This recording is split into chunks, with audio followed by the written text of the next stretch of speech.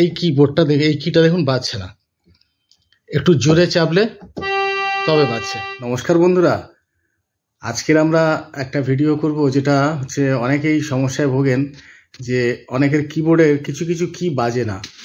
যেমন ধরুন এখানে আমার এই কিবোর্ডটাতে একটা প্রবলেম হয়েছে, দেখুন এখানে আমি বাজিয়ে দেখাচ্ছি কি ধরনের সমস্যা হয়েছে।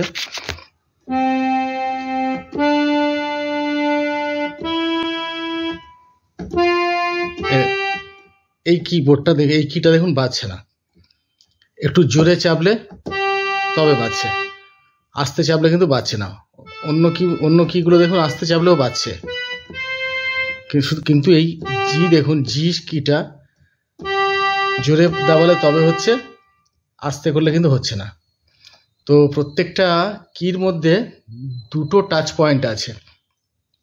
একটা টাচ পয়েন্ট হচ্ছে আপনার সুইচিং করে, যে কোন রিডটা মানে বাজবে সেটা সুইচিং করে কম্পিউটারকে জানিয়ে দেয় ভিতরের, যে এই কিটা টিপছে তাহলে সেই কিটাই বাজবে। আর ওর মধ্যে আরেকটা সুইচ আছে যেটার ফাংশন হচ্ছে ভেলোসিটি, মানে টাচ সেন্সিটিভিটিটা যেটা সেটা বোঝানোর জন্য আরেকটা কিপ্যাড থাকে। এই দুটো কিপ্যাডের ফাংশনের তবে ওটা জোরে চাপলে জোরে বাজবে, আস্তে চাপলে আস্তে বাজবে। তো সেটা ভেলোসিটি সেন্সার সেটাও রয়েছে। এই দুটো কির মধ্যে কোনো একটা খারাপ হয়েছে, দুটো সুইচে একটা সুইচিং করছে কিন্তু আরেকটা কাজ করছে না, জোরে চাপলে তবে দেখুন হচ্ছে। তো এইটা আমরা ঠিক করব, কিভাবে ঠিক করব আমরা দেখাচ্ছি। কিবোর্ডটাকে অফ করে দিচ্ছি।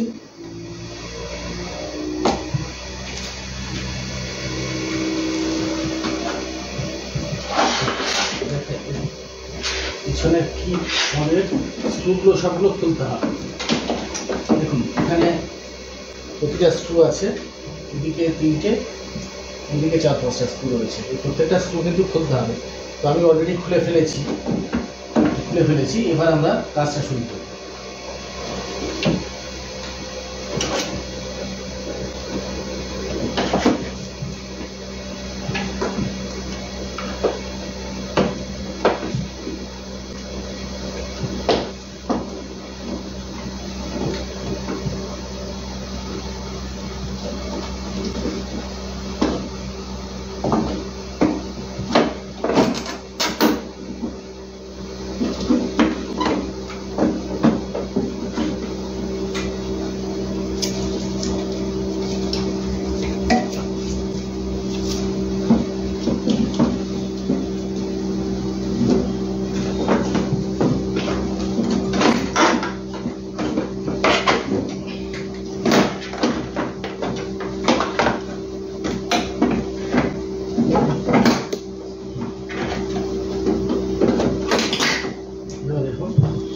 পোর্শনটা এটা বেরিয়ে এলো, এটাকে আবার খুলবো।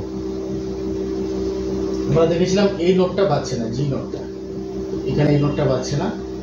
তো এটাকে ঠিক করার জন্য এখানে পার্ট করে বিভিন্ন অংশে বিভক্ত, এখানে কিছু কি আছে, এখানে কিছু কি আছে, এখানে কিছু কি আছে, এভাবে পার্টে ভাগ করা। তো আমরা এই অংশটা খুলবো।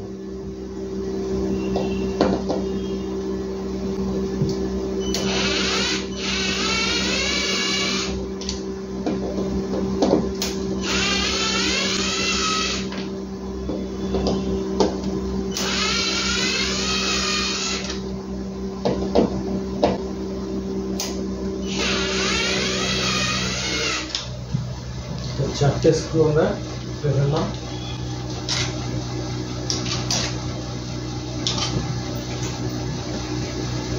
চারটে স্ক্রু খোলার পরে এটা করতে হবে।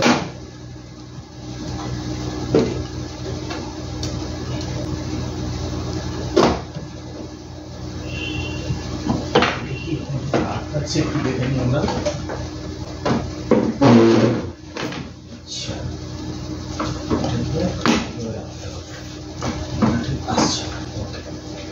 তো আমরা এবার রাখলাম।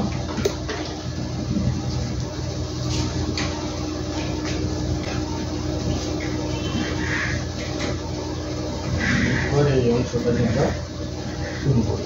এখানে লক আছে কয়েকটা, এই দুটো লক আছে দুদিকে, এই লক দুটো কিন্তু চাপতে হবে, নাহলে কিন্তু বেরোবে না। এই যে এই লক দুটো ছিল, লক দুটো চাপলাম, তবে নিচের দিকে চাপলাম, বেরিয়ে এলো।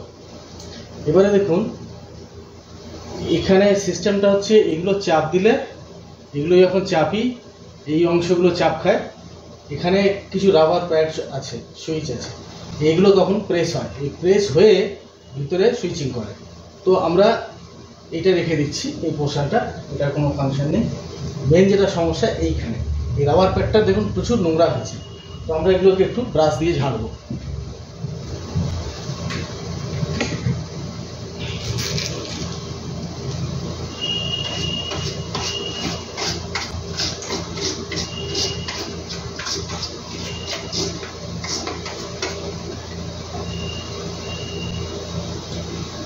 এই যে আমরা বলছিলাম যে দুটো করে কন্ট্যাক্ট পয়েন্ট আছে। একটা কন্ট্যাক্ট পয়েন্ট হচ্ছে এর ভেলোসিটি ঠিক করে, আমরা যখনই কোনো কি প্রেস করি, জোরে চাপলে জোরে বাজে, আস্তে চাপলে আস্তে বাজে। এই যে টাচ সেন্সিটিভিটি, এই টাচ সেন্সিটিভিটিটা করার জন্য দুটো বাটন থাকে। একটা বাটন দিয়ে সুইচিং হয় যে কোন নোটটা বাজবে, আর একটা বাটন ডিসাইড করে যে কত জোরে ও গিয়ে স্ট্রাইক করছে। ওর ভিতরে যে ইন্টারনাল কম্পিউটার আছে, ও ওই টাইম ডিফারেন্সটা বুঝতে পারে, সেই মতো ও ভলিউমটাকে বাড়ায় কমায়।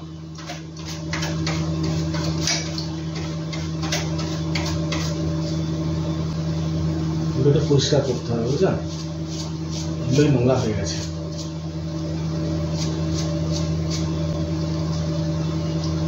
বন্ধুরা, এগুলো পরিষ্কার করার জন্য কিন্তু আমরা কোনো কেমিক্যাল ব্যবহার করব না। কেমিক্যাল ব্যবহার করলে এর ভিতরে যে কার্বন দেওয়া আছে ওইগুলো কিন্তু নষ্ট হয়ে যাবে। বিশেষ করে অ্যালকোহল তো একদমই চলবে না, তাতে এই রাবারটাও গলে যেতে পারে। এখানে কোনো রকম কেমিক্যাল না ইউজ করাই ভালো। ব্রাশ দিয়ে ঝাড়বেন।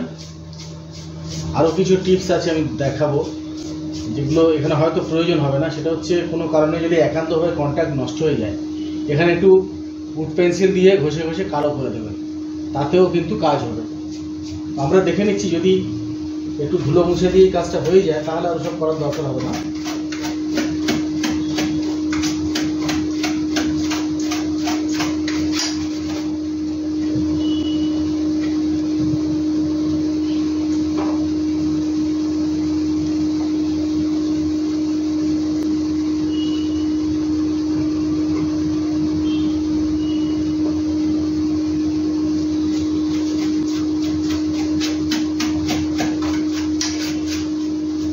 এগুলো ছাড়াও একটু আশপাশগুলো পরিষ্কার করে দেবো।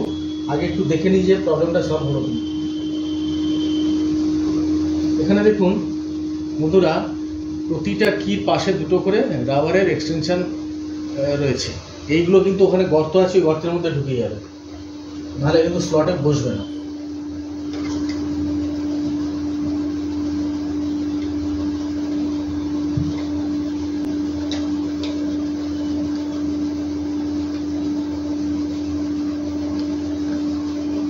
এখন আমরা একটু পাওয়ারটা দিয়ে দেখবো যে এটা ঠিক হলো কিনা।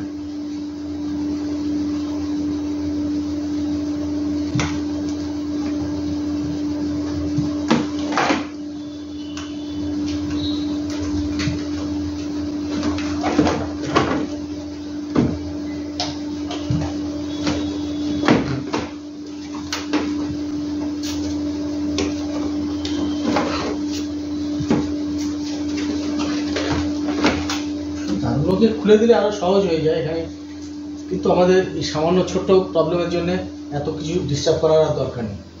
এখানে কানেক্টার আছে, হ্যাঁ, ফ্ল্যাট কেবল আছে, ওগুলো খুলে দিলেও অনেকটা সহজ হয়ে যায় ব্যাপারটা। এবারে অন করছি।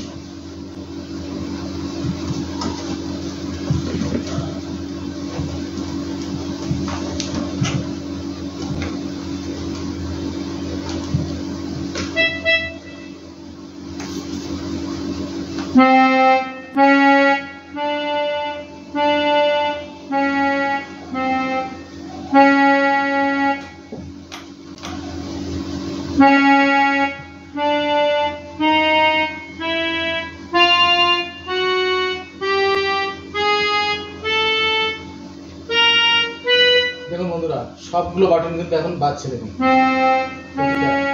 একটা যেটা হচ্ছিল না, আমরা দেখেছিলাম জিতে, পজিশনটা করে দেখি, জিটা হচ্ছিল না।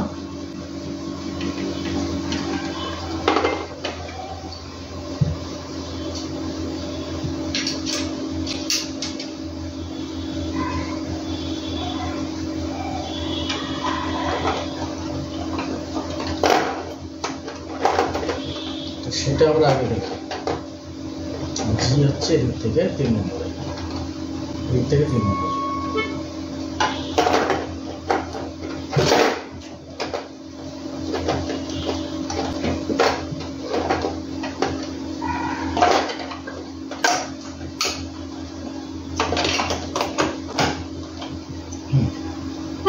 দেখুন এখন বাজছে।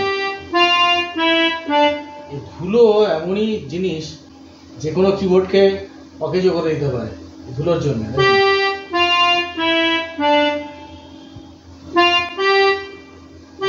এখনো একটু সমস্যা রয়েছে, আর একটু মুছতে হবে ভালো করে।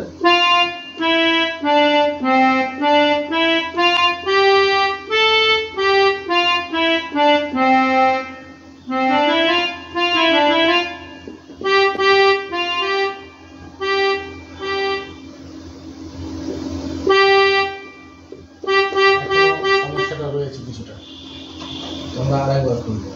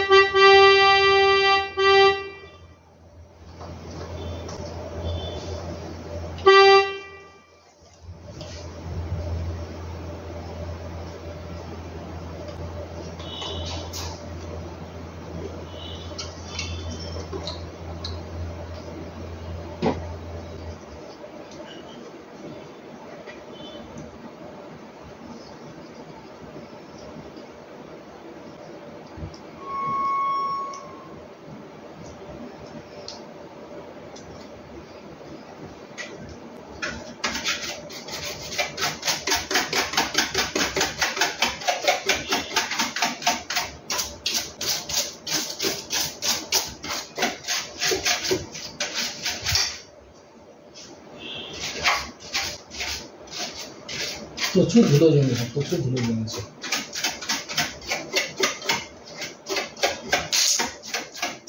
পুরোটাই পরিষ্কার করতে হবে আমাদের, পুরোটাই আমরা খুলে পরিষ্কার করে দেবো। ছোট ভ্যাকুয়াম ক্লিনার, কার ভ্যাকুয়াম ক্লিনার হলে আরো ভালো হয়, পুরোটাই টেনে নেবে।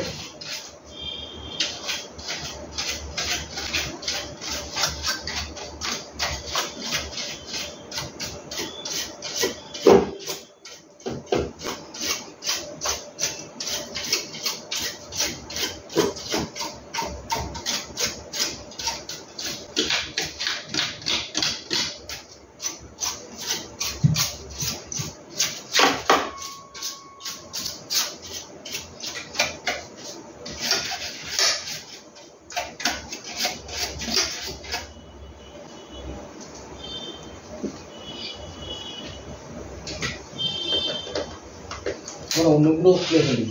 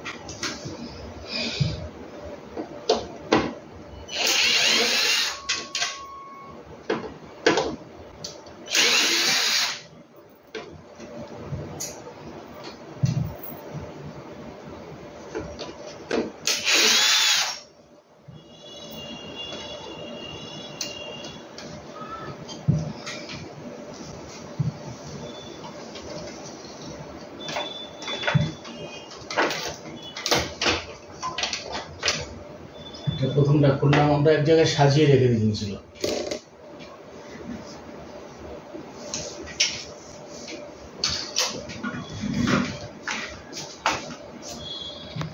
আমরা পরপর সাজিয়ে রেখে দিই, তাহলে আমাদের বুঝতে সুবিধা হবে লাগানোর সময়। এটা 2 নম্বর, এটা ছিল আমাদের 3 নম্বর, এটা আমরা আগে খুলেছিলাম। এটা 4 নম্বর, এটা 5 নম্বর।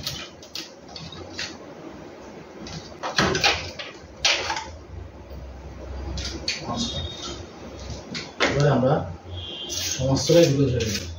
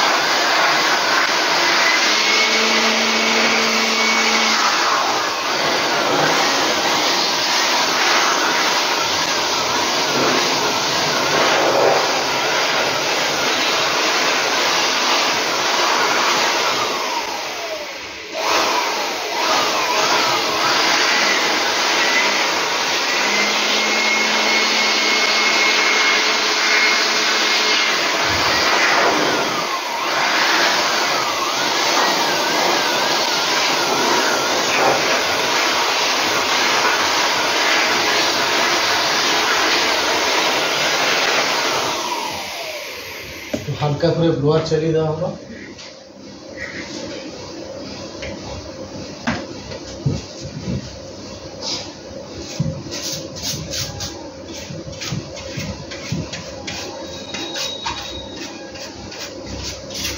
বেশি হলে ব্লোয়ার চালালে কিন্তু সূক্ষ্ম সার্কিট তো কোনো কিছু চলে যাবে বা ডিসকন্ট্যাক্ট হয়ে যাবে, সেই জন্যে খুব জোরে ব্লোয়ার মারা ঠিক হবে না।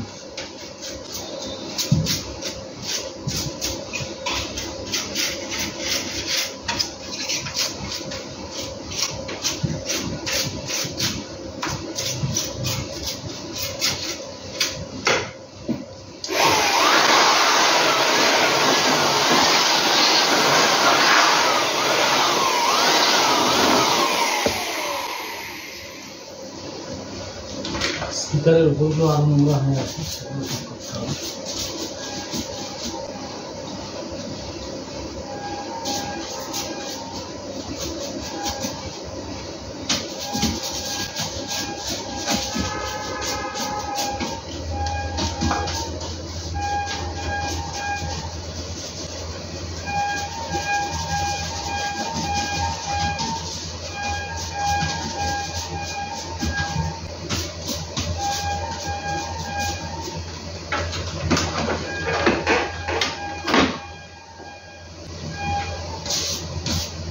স্পিকারগুলো বহুদিন যাবত ধুলো জমতে জমতে এক জায়গায় জমে গেছে।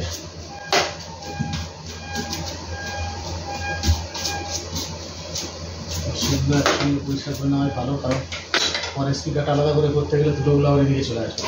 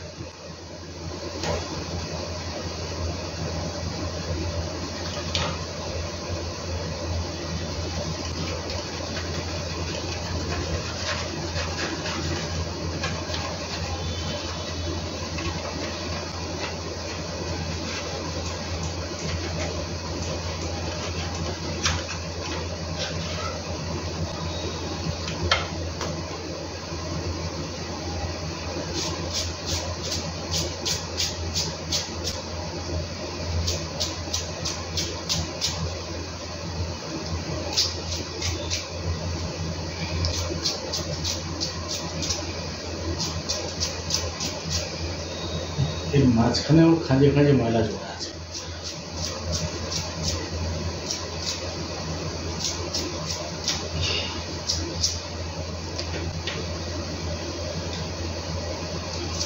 আমরা পরিষ্কার করছি, তো একসঙ্গে সবই করে দিই।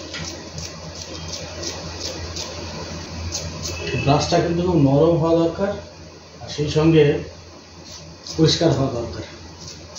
নোংরা ব্রাশ হলে নোংরাগুলো এখানে লেগে যাবে।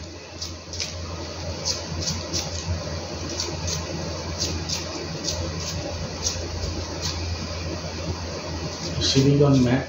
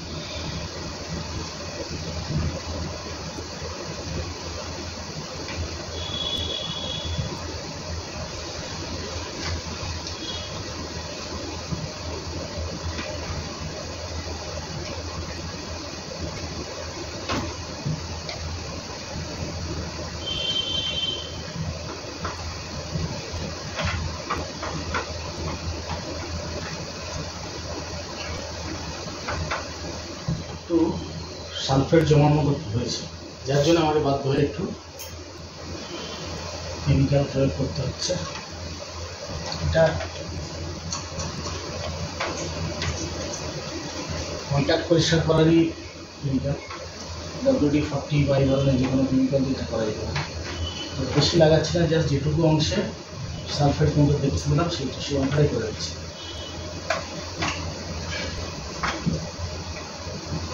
বুঝতে পারছি কোনোভাবে ভেতরে ব্যাটারি চেম্বার থেকে ব্যাটারি লিক করে এটা এখানে চলে এসেছে, যার জন্য ঘটেছে।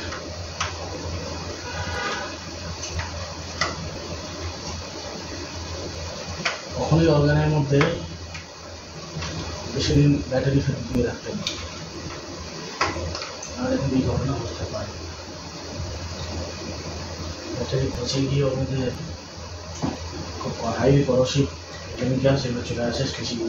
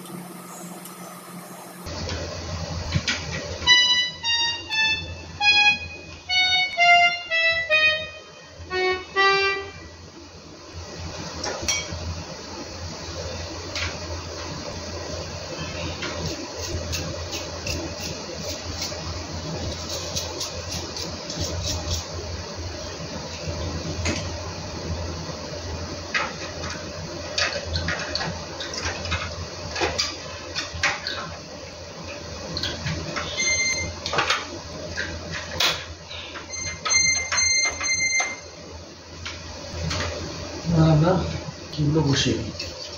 চুলগুলো একটু হালকা করে ঝেড়ে নেওয়া ভালো, মধ্যেও ধরে আছে।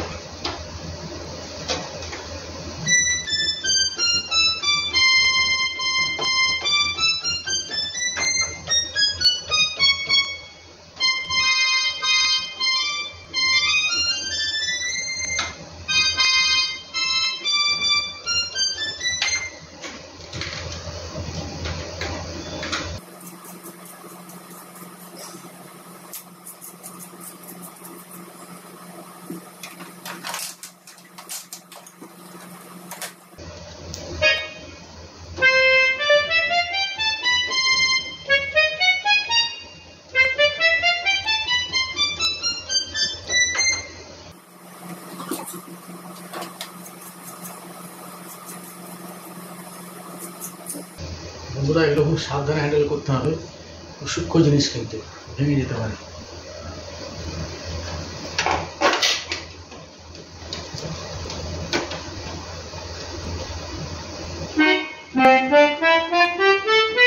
হ্যাঁ দেখুন, জিটা কাজ করছিল না, এখন কিন্তু কাজ করছে। আস্তে টিপলে হচ্ছে, জোরে টিপলে হচ্ছে। জি এখন কাজ করছে।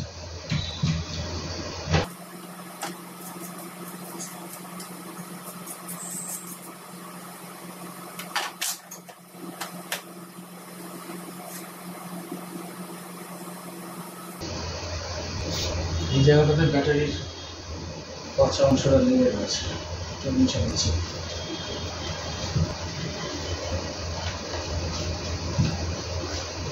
আদারওয়াইজ কিবোর্ডে কিন্তু কোনো কেমিক্যাল না দেওয়া হয়। এটা আমি ইউজ করছি, দেখুন এটা রাশ তোলার জন্য যে কেমিক্যাল ব্যবহৃত হয় সেই জিনিসটা। এছাড়া WD-40ও ব্যবহার করা যেতে পারে।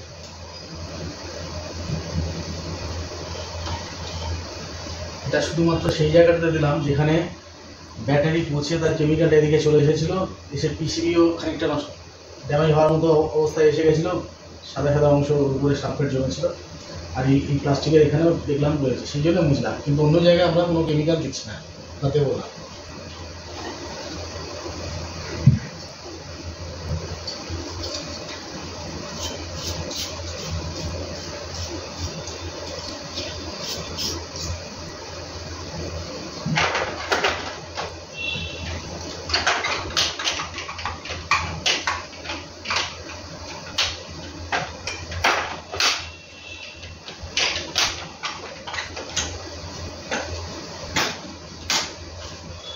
এটা স্লটে বসে গেলে একটা ক্লিকিং সাউন্ড হবে, তবে বুঝবেন ঠিক বসেছে। ক্লিকিং একটা সাউন্ড হলো, তার মানে ঠিকঠাক বসেছে।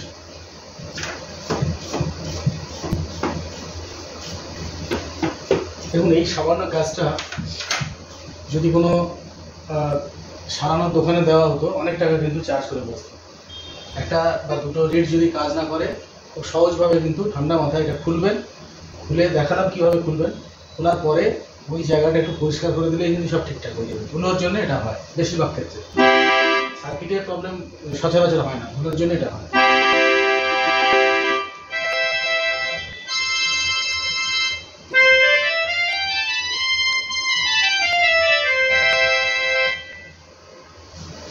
এবার আমাদের কাজ হয়ে গেছে, আমরা এটাকে বন্ধ করে দেবো।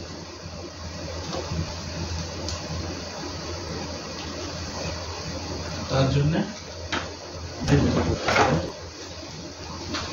আবার যেমন ছিল সেই জায়গাটাতে যাচ্ছি।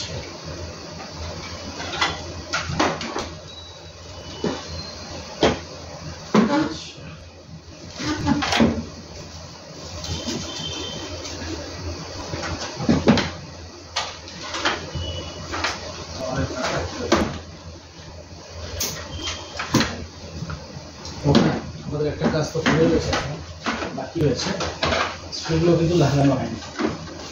কথা বললে হবে না, স্ক্রুগুলো লাগানো হবে। স্ক্রুগুলো আমাদের লাগাতে ভুলে গেছি।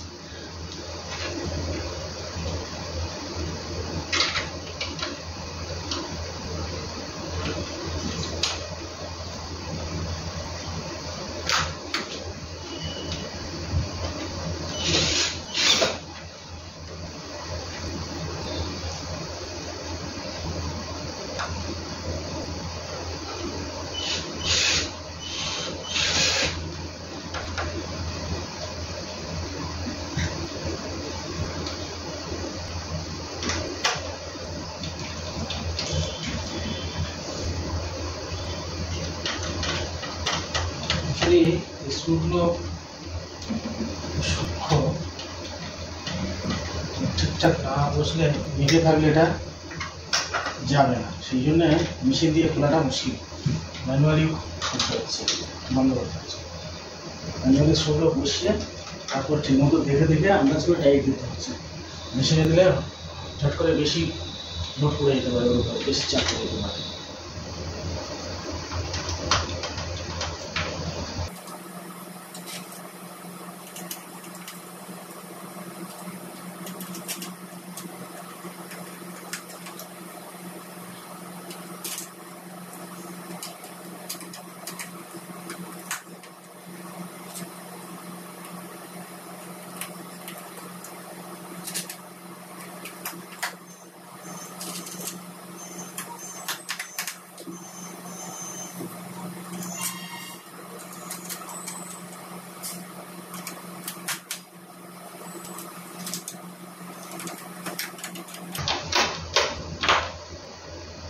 স্ক্রু লাগানোর সময় একটু খেয়াল রাখবেন যে দুদিকে দুটো আগে লাগিয়ে নেবেন, তারপর মাঝখানে লাগাবেন।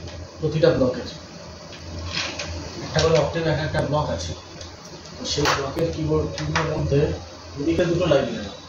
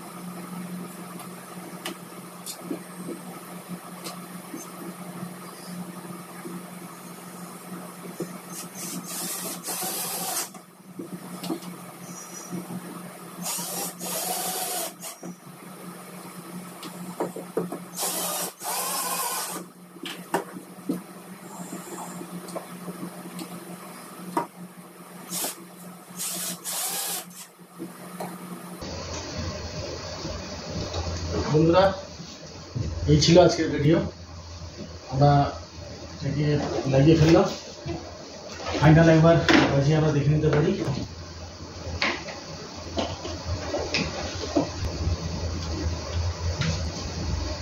সব রেটগুলো দেখুন।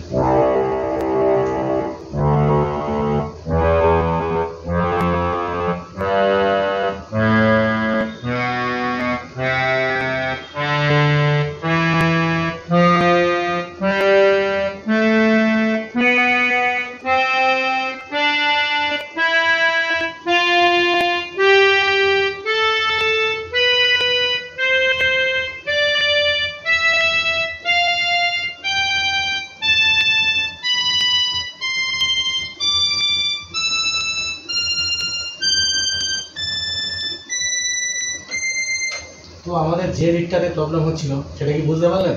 সেটা আর বোঝা গেল না। এই জিটাতে প্রবলেম ছিল, ঠিক হয়ে গেছে। আর ওপরে কালোতে তো কোনো প্রবলেম ছিল না।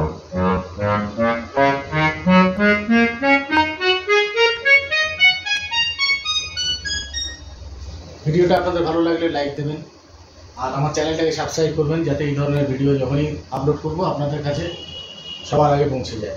নমস্কার।